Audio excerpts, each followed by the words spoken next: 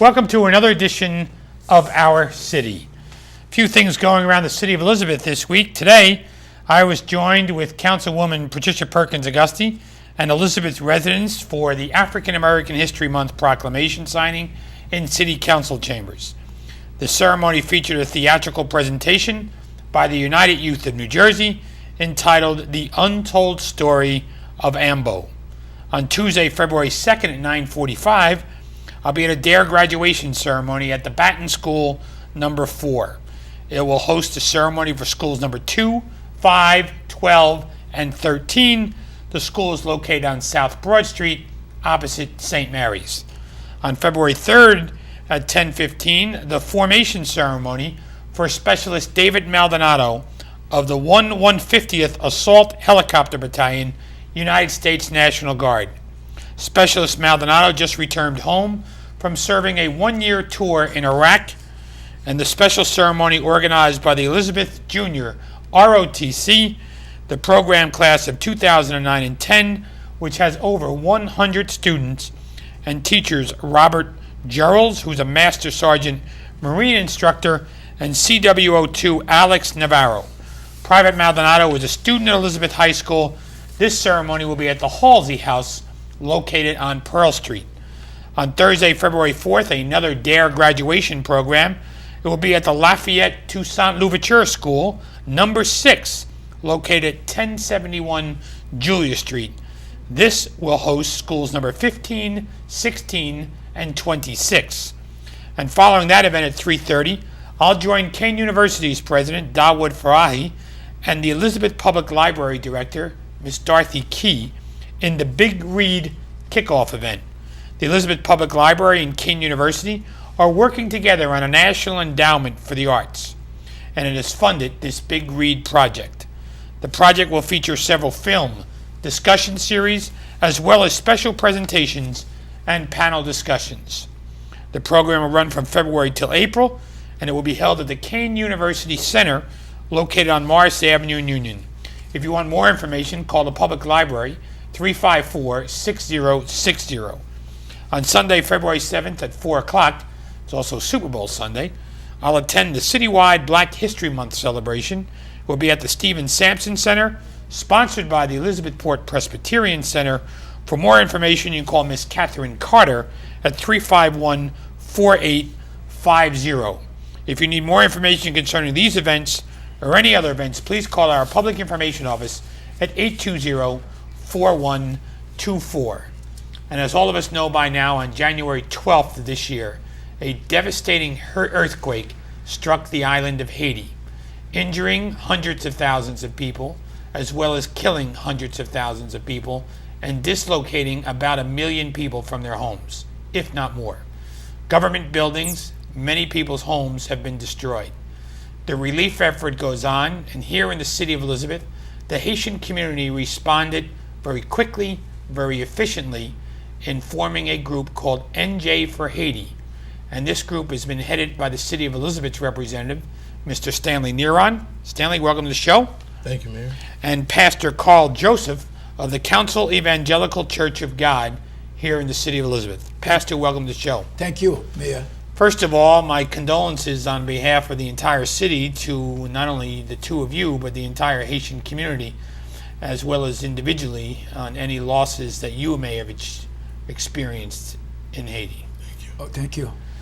Stan, you've been the point person regarding the crisis in Haiti. And first of all, you have family in Haiti. Tell us what you've heard about your family. Well, fortunately, we've been able to recover some of our family in Haiti, and they have been displaced. Currently, they're homeless and in need of relief and support. It's been very difficult navigating the relief and support to the different communities in Haiti. As you know, the epicenter of the earthquake is in Port-au-Prince, but a lot of the outskirt communities, countryside, have been affected as well. So getting to the countryside and just getting the relief everywhere has been a huge challenge, and we're getting those calls on a regular basis to tell us who's in need, what's in need, what communities are in desperation. In regards to my personal relatives, they're ready to leave, and they are they would like to be sent to another country or to another part of the island, because they're right now they're homeless. They're living in the streets, and it's very strenuous on them. Especially, I have a 98-year-old grandmother who actually made it through the whole disaster, and made it 98 years, and now she is faced with this obstacle in her life, and she is caring for her daughter, who's my aunt, who's physically disabled. So it's a major challenge on her, and I would hate to see things go wrong for her, because she has lived a long life, but now is strong enough to make it through this point, and would like to see that she gets the relief that she needs. And Pastor Joseph, how is your family faring, and not only your immediate family, but your church family as well? Well, they were very sad. We have about 400 people in our church.